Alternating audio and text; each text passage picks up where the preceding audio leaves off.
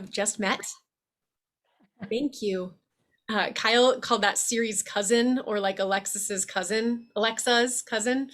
Um, yes, the recording has started. The disclaimer comes with this, as it did with the town hall earlier, that this is only as good as long as the information is relevant and current, right? So as I mentioned before we started recording, we are going to have a sneak peek of the EverFi Student Diversity, Inclusion, and Belonging module. You all are the first to see any type of rollout in terms of train the trainer or what to expect, because we're going to go into a little bit of the history and what this is and orient you to a little bit of the module and how you might be able to utilize it. But this is really the most presenty one I do, meaning that like I'm just going to share a lot of content with you. I want you to be taking notes or asking questions. I really want to keep this presentation part to about 30 to 40 minutes so we can field that, like we can stop sharing screen and have a conversation to answer some of the questions that inevitably lots of folks are going to have that I might not have the answers of. Okay, so again, Emily, pronouns are she and hers, and I work in training and talent development with Pamela, Rachel, Michael's on our team, a variety of folks in HR, and I'm so happy to be here representing the Lory Student Center, Slice, and helping orchestrate Shape the Trainer. For when EverFi started at CSU, I was part of that pilot implementation initiative. And through that, EverFi, the DEI module, which is different than this module, was exposed to a couple hundred students as we were working on infrastructure. There have been reasons and rationales why we want to bring this back.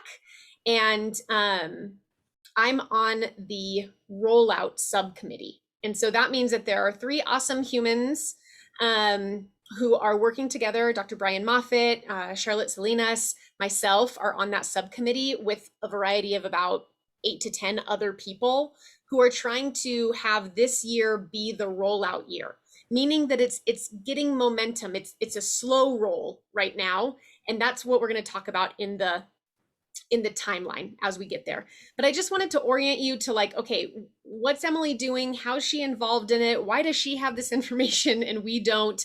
Like, none of this has been shared outwardly yet because we're still working on marketing materials and the toolkit and things like that.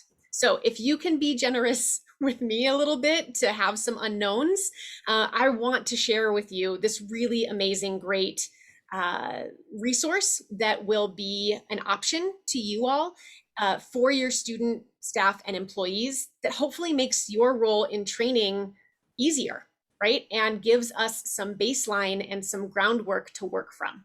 Sound good? Give me a thumbs up for the folks who I see. Okay, good.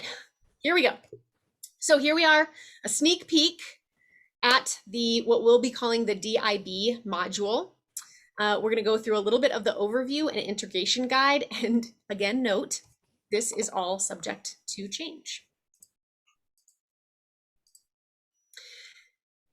One of the important aspects of the DIB module is that it comes from this commitment to continue enacting or behaving the principles of community, right? They are aspirational. We are not there yet.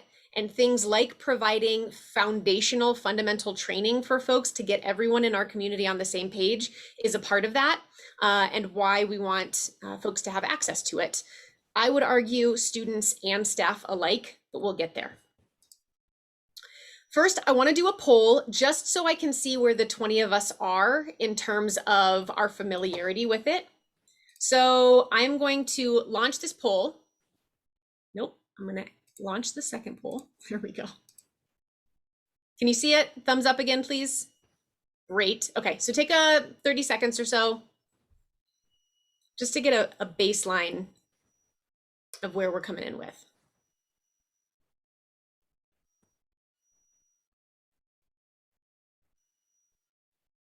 Great. Seeing some folks.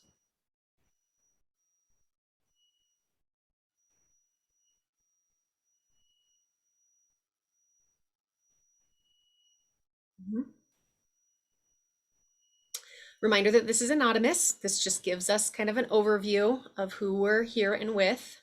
So there's no judgment that comes along with these answers. We want honesty, right? Because we want this to be a resource for you all. Okay, it looks like 14 of us have answered, waiting on just a couple more, and great.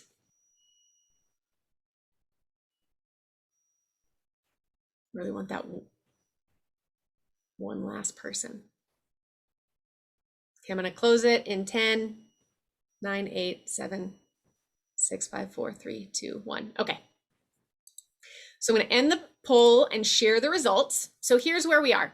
I hope this is going to show up on the recording, because I do think that this demonstrates where a lot of folks are, that it's a spectrum, that some folks have heard about it, but many have not. They're like, oh my gosh, there's a resource that could make this helpful. Some of us have been really involved in it, and others are like, this is great to know. I want to know more. So as far as if DEI work is being done in staff training, there are a variety of folks who want to do this work and don't know how, so you are in a great place. There are some folks who it is integrated throughout the trainings, and that's a great place, and how to do that and how this will weave in. How much time is spent on topics? I don't think that folks who referred to as 30 minutes or less are unique right now. I think that there is a desire, right? This we want to, and we don't know how to integrate through. And then there are folks who we do different workshops throughout the year, or some of there being other approaches to it. As we go through, does anyone who's in that other approach want to share what you all do in your area? There were about 5 of you who responded other. I said other because we're not currently doing it at all. So there wasn't a 0 in there. Cami, that is great feedback. Thank you for that, because I didn't realize there wasn't an other, but that is the other. Thank you. Great. So again, just affirming you're all in the right spot, right? Because we're all going to learn and do this together. So EverFi is, so here's the history and kind of the future at CSU. If you're like, what is this? Oh, I'm going to stop sharing the poll. Okay. Did that go away for folks? Okay.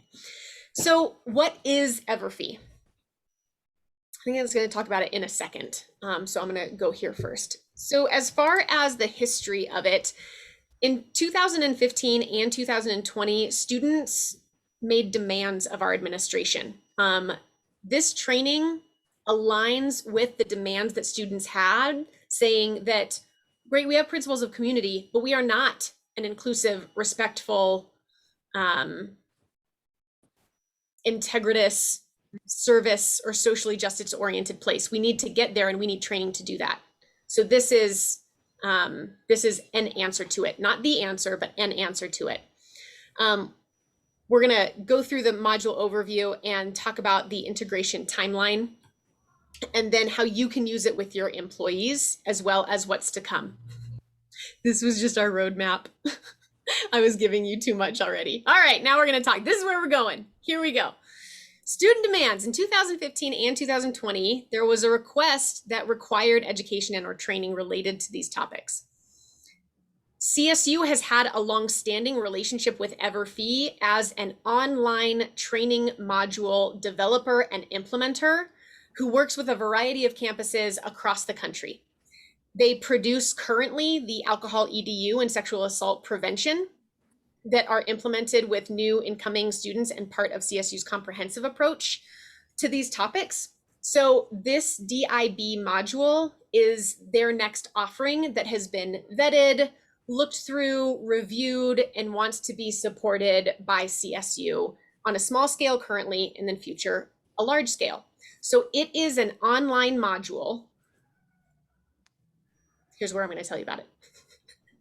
That overviews topics which talk about key concepts related to identity, bias, power, privilege, and oppression. It seeks for folks to understand the benefits of being part of a diverse community and then develop skills related to ally behavior, self-care, and creating inclusive spaces. So some of us were in the session that Dr. Kyle Oldham just did and talked about it's hard to get folks to buy in to this and know why. Well, it can be easier to give folks a requirement list of trainings they need to complete as soon as they come onto the job. And this is one of them. And what happens in this is that if there is, like if a supervisor makes a requirement to do the DIB module, yes, they might like hum and haw and be like, oh, this is frustrating. If they just read a little bit of it, they're going to get more than not doing it at all. And more often than not, they're going to identify with parts of it because of how it's structured. So it's kind of this fake it till you make it. I don't know if that's the right like idiom or whatnot of it, but really getting them into it, and then again having that baseline that they can work from. The course covers everything from bias, multiple identities, skills like active listening, power, equity, oppression, creating a culture of respect, as well as allyship, labeling, self-care, speaking freely, making space, and repairing relationships. So one of the reasons why the timeline has been so elongated is because they went through a module overhaul. Obviously, as some of you may recognize, these topics shift and change often. And so to make sure that they are up on their research and definitions and the way that they're rolling it out, they have a rigorous review process. So every couple of years, the module goes through a shift and change, and that happened just this summer. So we are still orienting to the updated module, which will be out and ready for fall. Woo, okay. So Donnie, you're off mute, so I'm hearing all your chuckles, which I love. I don't know if you're chuckling at me or something else, but I'm going to take it as a compliment. It is a compliment. I'm so sorry. Go ahead, Nina. So what does the module do? First, it is a 5-part section, which I'm going to show you. Like I'm actually going to work you into it and see the template of it. It starts with an introduction, creating that framework. This is what we're doing, where we're going, how this will look. It goes over your identities, your influence, and your community. So you can start to see how it builds from the micro, kind of the small, the individual, towards this larger concepts of what my responsibility and my influence can be within these communities of which I am a part. So it builds that onus, allyship, and really talks about a variety of identities. And then finally it concludes, and there is an assessment aspect of it that the students can do. I'm going to tell you some tips and tricks of the trade as we get towards the end of it. So this is what the front page will look like if you see the module. As you're going through it, it will show your progress. It will be very easy to like click through and what do I need to do next, and incorporates different learning styles. So reading, watching videos, hearing people speak, reflecting on your own, and goes through a variety of different approaches. So I want to hear from you in this very quick 1-question poll. I want you to click each of the approaches that have worked for you in the past. So if you have participated, if you haven't, don't worry, you don't need to respond. But if you have participated in some form of diversity, equity, and inclusion trainings before, which approaches worked for you? And you can choose all that apply.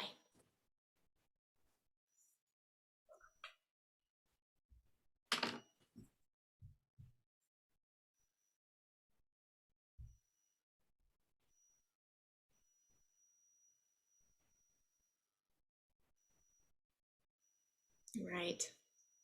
Great, we'll take another 10 seconds.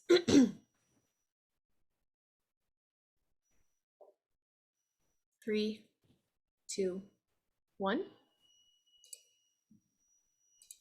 Okay. So you can see that all of the ones that were referenced have in some way been covered in different diversity, equity, and inclusion trainings. The sharing of stories and personal experiences rated highest, which is exciting and not surprising to me, as well as the opportunity to discuss with others, as well as connection and application to life and work environments. So here's the crux. This module is going to give you a framework. It is going to give you consistent definitions that everyone is going to have access to. It is going to work you through the same scenarios, and then what you do with that in your next staff meeting, in your debrief conversation, in your one-on-one conversations with your staff, that's up to you, right? You all, CSU never intended for the DIB module to be a standalone experience. What that means is that it wasn't intended to send them a link, do it, and never talk about it again.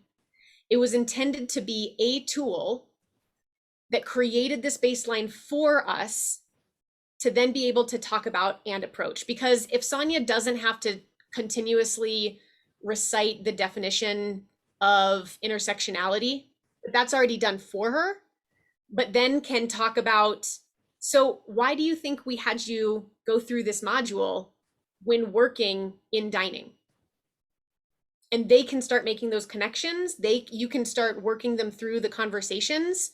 This is where it becomes powerful. This gives you the baseline, and then you get to take it specifically based on the opportunity to discuss with others, connection and application to life and work environments, as well as sharing stories and personal experiences. Also, the good thing is that the module covers a lot of those other parts and pieces. So it has relatable, realistic scenarios. It integrates interactive elements that keep learners engaged throughout the course, as well as being written by prevention, education, and compliance experts. It is based on evidence. The team that created the module has collectively over 80 years of experience in these areas of not just content expertise, but data analysis and assessment driven experiences too. It also has the ability to be very CSU specific. So while lots of campuses are getting access to the module, it has different areas where we can address our specific policies, our principles of community, how to report a bias incident, and several of the sections relate directly to the principles of community to again continue the proliferation. That's a big word that I learned in college that I never actually learned until about 2 years ago. That just means the spreading, right? Like the spreading of this information. It does take, so this is where if you're jotting down notes around like, okay, well, what might this look like? It takes approximately 2 hours to complete and can be completed in multiple settings.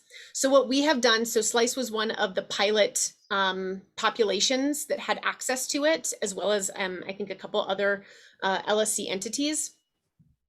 Once it was shown that it was completed, the students just got 2 hours, regardless of, right? So you could do it a variety of ways to have them clock in when they're doing it and clock out when they're not. You can just give them a consistent 2 hours. Then if they want to beat the clock and that's their integrity, that's on them. You know, you can micromanage only so much of this. But I do, if they are going to move through the module in a way that allows them to say, I'm getting paid for this time, I want to give to it, it'll be about 2 hours. What you'll see in it, again, is a variety of ways. So this is an example of how some of the definitions are shared. They're not just like, read through this definition list and pretend like you know and understand all of the concepts. It not only shares the concepts with you, but then it relates it into a scenario and activity. So you would read these and then it gives you this little check mark once you're done reading them, and then you can move towards the next one. So I want to show you the dashboard of it. And I think I probably talked too long. Nope, I didn't. Yes. Okay. So this is, you remember I showed you that front page of, you know, the 5 different sections, and as you move along, this is the identity section, your identities. And always at the top of whatever modality you're using, it will have the navigation and the resources that you can go back to things or be like, wait, what was that one thing? So in the navigation, these are all the different, let's see. I said I wanted to, okay, good. It's, these are all the different areas that it covers. So types of bias, tips around labeling, what would you do, belief systems. So you can go, so I've chosen this video because I want to show you an example of one of the 8 videos that they will see. Can you hear it? I identify as an ABC identified student, so African, Black, Caribbean identified female. I also have ties with the indigenous. My mom, her tribe is Blackfoot. I identify as a first generation Thai Hong Kong Chinese American who's also a Christian and a low income first generation college student. I identify foremost as a very spiritual queer person of color. I am white. I am cis female, which means I was born a female and identify still now as a female. I am religious. I am plus size. I face a lot of challenges, the color of my skin, and then finally then death. It's a list, a whole lot of lists about me. Yeah.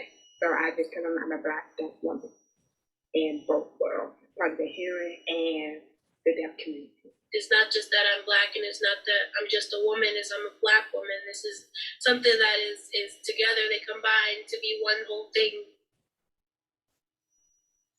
So that's just an example of one of the videos. They also have like cartoon-esque videos that are more like personal and move through things. So if I were to go to Mauricio, there's a video about Mauricio. Most days you can find me practicing on my violin, studying up on anatomy, or serving as a peer mentor in our LGBTQIA+ student group. So things like that that are going to give different, and you have to watch the videos to progress to the next ones. So it has things that you can read. It will ask you specific questions and invite reflection throughout. And then if you're like, ooh, it's using a word that I don't know,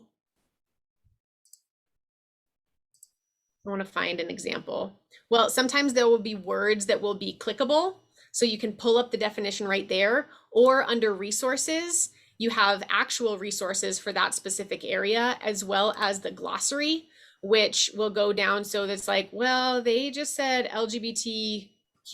What does that mean? And it will give you an example of this. So this is that nice, like robust opportunity to have similar definitions across those who take the module. So I want to pause here. Any questions, or would you like to see anything specific of it?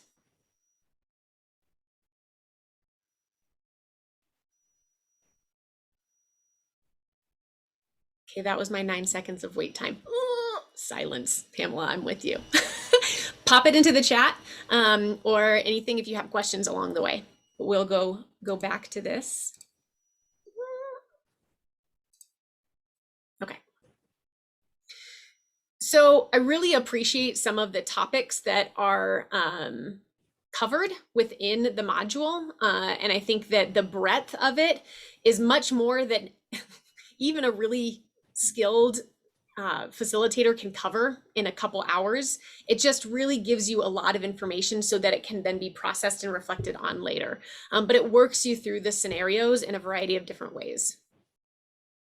So here's what it looks a lot different. Yes, it did. Nancy, thank you. So Nancy mentioned how different it looks now. And that's one of the reasons, like this, I'm not kidding, like hot off the press. It was 7 days ago that I got access to the module. So like it has shifted and changed, and we're all just orienting to it now, but really want it to be ready for an August rollout date, which is where we'll go now. Look at that transition. Okay, all right. So summer 2001 is where we are. Creating materials, and this is bolded, introduce it to trainers, supervisors, instructors, etc. There is a strong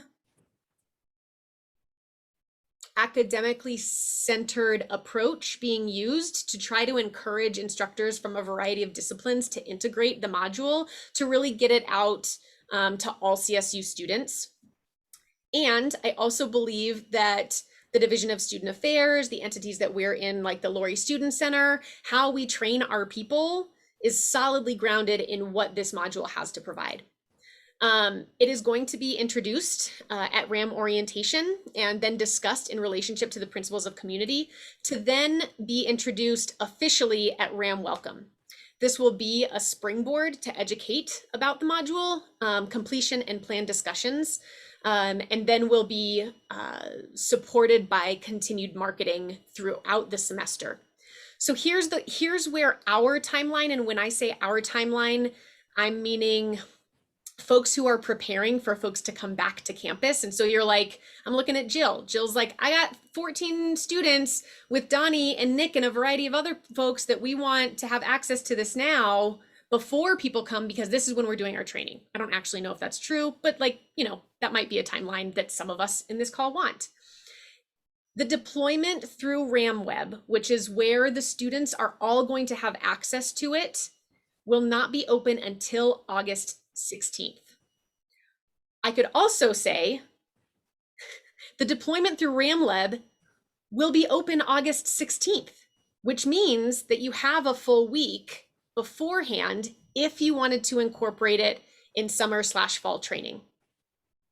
What that would mean, because you all will all get trainings, and I'll go over this in like a proposed timeline. What that would mean is that you all would get access to it beforehand, go through the module yourself, prepare how you wanted to integrate it in, and then August 16th comes and it says on August 18th, we'll be talking about this module. Please build in 2 hours as part of your staff training to take this training, something like that. I do know that August 16th is the launch date for RamWeb. I have confirmed that multiple times, and everything can shift and change a little bit, right? So it might be more approachable or realistic to incorporate it in part of the fall training. So maybe you have a staff meeting where you get everybody together for a touch base in October, and this is where you do this, right? Maybe it's like, we need them figuring out the registers first. We need them figuring out the computer processes and all of this, and then we do it later in fall. That's totally fine. It will be available to students all year. Pamela asked a question, do you know when it will be available to us staff? I have a meeting at 2 o'clock immediately after this session, but that actually goes into the next slide. So 2 more slides. So we'll put that in the parking lot, which is that place where we'll come back to it. But if I don't, hold me accountable and circle back. So here's what's to come. I'm on that rollout committee, right? And we are currently creating the module toolkit. So if any of you were familiar with Rams Read, they created a toolkit that was supportive of people integrating it in different ways. Ours will look a little different. It will be differently accessible for instructors, supervisors, etc. But it will have overview of the module, lesson plans, and different frameworks that you can work from. Jess, I see your hand up. Do you want to come off mute? Yes, my question is so that it'll be available to students, but will we we'll send those automatic reminders? I know, like, I've been getting them to complete DEI, even though I completed it at whatever 2 years ago. Is that still integrated in the system? So yeah, that was my question. That is a great question. And that's one of those questions where I don't have enough information on the distribution to know that, but I know that they have been helpful before. But that's something where I can be an intermediary to work with you on a schedule so that I could be responsible for sending out some of those. They're hiring a person right now that's going to do a lot of that back end pieces, but I'm happy to help out for it. Nancy asks, is there a plan to recertify on an annual basis? So as mentioned, each time the module updates, there is updates to 80% of it, and then new content as about 20% of it. So like if you were someone who had access to it 2 years ago, it is encouraged and arguably required to go through it again to know what your students are experiencing. So recertify, they have wiped the platform clean in terms of who did the last one, and now we'll start tracking who's doing this one. Does that make sense? I hope, Nancy, if that didn't answer your question, let me know, okay? Okay. Did it, Emily, you answered it. Nice. I'm thinking on the vein that I do my bloodborne pathogens training with my students, well, with all my employees, not just my students. I require them to recertify bloodborne pathogens annually because that's what Joni and I have come up with. So it'd be really nice if that was built into this module. Say, okay, you need to go and recertify, send me a PDF of your completion screen. Yeah. So that's just where I was going. That's great. And I love that you brought that up because I think other people will have similar experiences of like, this is what you need to do to start work. And this being just part of the onboarding process, our hope is that over the next couple of years, that is where we will go with it. And it's just going to take a little time to take up, right? But Nancy, let's you and me talk about how we can integrate it in. And because you said like all my employees are doing that, that kind of goes to that question of like, when are employees going to? I'm going to address that in a second. Okay. So you're in a train the trainer session. Technically right now, this is more just like an invitation and introduction into what's going to be, but we will in August and through the fall provide synchronous and asynchronous trainings to talk about how you can incorporate it in different communities that you have based on what. We also have consultations. So you all have free and open and equal access to me. And this is where I would love to set up 20-minute conversations, 30-minute conversations about like, hey, I went to your session. It looked really cool. Can we talk about what timeline makes sense and what support we can expect from you? Sound good? Okay. So how to use it with your employees.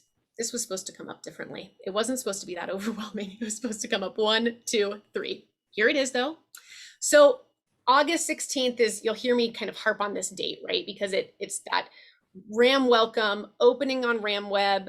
All students have access to it at that point. So before the 16th, I want you all to consider making a plan, right? I want you to consider communicating with me your hopes about staff training and getting access. What getting access will mean is that we have a conversation and then I share it with our logistics manager because I don't want to overwhelm them with Fran emailing and Rachel emailing and Jill emailing and all of these folks who are individually. I'll make a collection, and when you fill out the attendance document saying that you will here, it will prompt you to say, do you want Emily to follow up with you about this? And so I will initiate that, right? But I want a list of who in the Lory Student Center wants access to this as soon as possible. Then I will facilitate getting you access to it, and you'll have, like Jess was sharing, you'll get an invitation to take the module, and it will be not one of the students. So I know we have some like badass student managers here rocking out. I'm so glad that you're here. You all will have access to it through your RamWeb anyway. But if you want access earlier, I can work to figure out how to get there. Thank you, Rachel. Rachel just put the attendance link into the chat. After you get access, it would be great to build time in to actually take the module. This is the key. I'm gonna tell you the secret, right? The hope that is not meant to be conniving, but is meant to get all of us on the same page. Currently, the employee one is not as good. We don't have a relationship with it. But if anyone is student facing and has any type of supervisory or managerial, you have you'll have access to it to be able to prep for that. Like, it's understood that all instructors, all employers, all supervisors are going to have access to it so that you can get ready to have these conversations with them. It taught me a ton of things. It helped me with the definitions and figuring out what identity crisis meant and different self-care ways.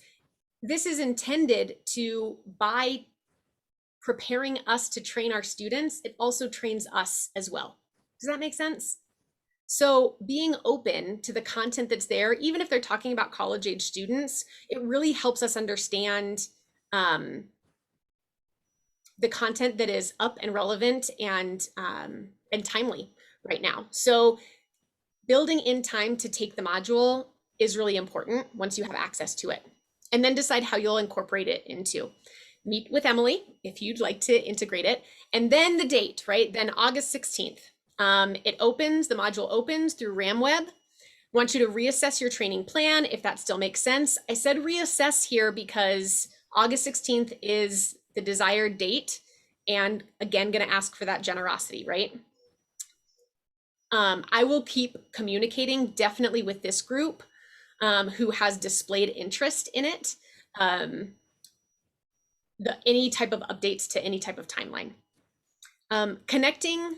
Connect training concepts to experiences in your department. So that's working with me, or if you're a facilitator and you feel like, I got this, like I'm gonna take that toolkit once I have it, do some activities, and then directly connect it to the bookstore, directly connect it to El Centro, directly connect it to whatever our areas of focus are. Then implement your plan accordingly in the fall and winter schedule. And then if you would like facilitation support, connect with me. So if you're like, I still feel super out of my element, I'm trying to do the things. I went to Kyle's session, I'm here now, but I just don't know if I'm ready to have that conversation. Fret not. I'm happy to work with you in August, September, October, November, December, to come and have a facilitated conversation with your staffs about this if you so choose to implement it. After August 16th, continue implementing throughout the year. So creating, again, specific time for debriefing of the module, either during training or a staff meeting, and then making it relatable. This is just same things we've already said. And then based on your training plan, consider how you'll continue the expectation of diversity, inclusion, and belonging expectations with your staff. So whether that's incorporating it in evaluations, incorporating it in your touch base semi-annual meetings, whether it is feedback conversations, whatever that looks like. And then finally, reach out for support along the way. Those consultations and facilitation support, you're not in this alone. You don't need to do it alone, and want you to feel really supported as you are. So with that, oh, see, I knew this is the one that came up. I just copied and pasted it. This is how it was intended not to overwhelm you. Okay. I will go to this because if you have a smartphone or the ability to snip and paste, I will share these. I'll probably share these slides out. I'm a little hesitant, but if you're like, wait, what was I supposed to do? Just take your cell phone and snap a picture of this real quick because it will kind of remind you about the next steps. But really, I will email everyone who indicates in the attendance link who wants support on this. We'll set up consultations and figure out how to incorporate it. Sound good? I see some nods and some thumbs up, so thank you. Great. Okay, did I make it? Ooh, 1:43. So we have about, thanks, Rach. We have about 17 minutes. I am going to stop sharing so I can see more folks. I think at this point, Rachel, maybe we will stop the recording because that was kind of the content area of it, and I just want to have a discussion next. So.